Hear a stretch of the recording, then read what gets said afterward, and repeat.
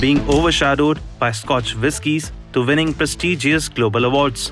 India's single-malt whiskey brands are now rewriting the rules of the game.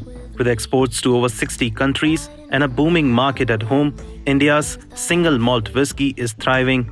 Sales are rising at double-digit rates, and the world's largest whiskey market, which is India, is embracing this homegrown spirit. But with success comes challenges.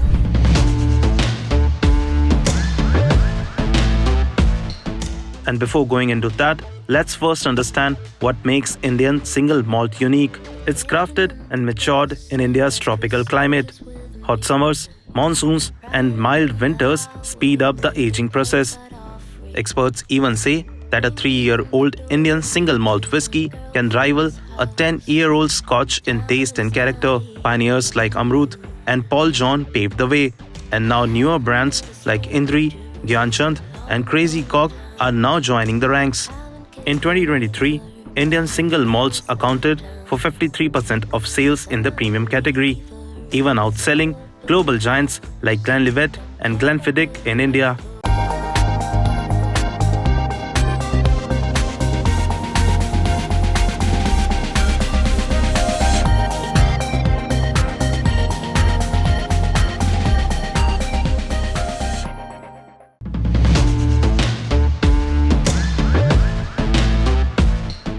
Homegrown Indian liquor makers are mulling approaching Food and Beverages Regulator FSSAI for a separate standard for the Indian single malt whiskey.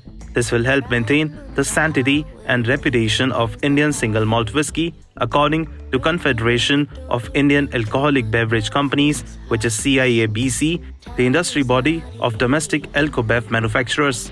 CIABC has expressed concerns over misrepresentation of Indian single malt category by some manufacturers, calling their produce as single malt despite it being sourced from different distilleries. CIABC says it undermines efforts of Indian producers who have worked hard over the years in creating a niche for Indian single malt whiskies globally. Anant S. Iyer, who's the Director General of CIABC, said that the definition of SSAI is that it should be malt-based, but it does not define single malt. Single malt whiskies mean that it should come from single distillery and not multiple ones.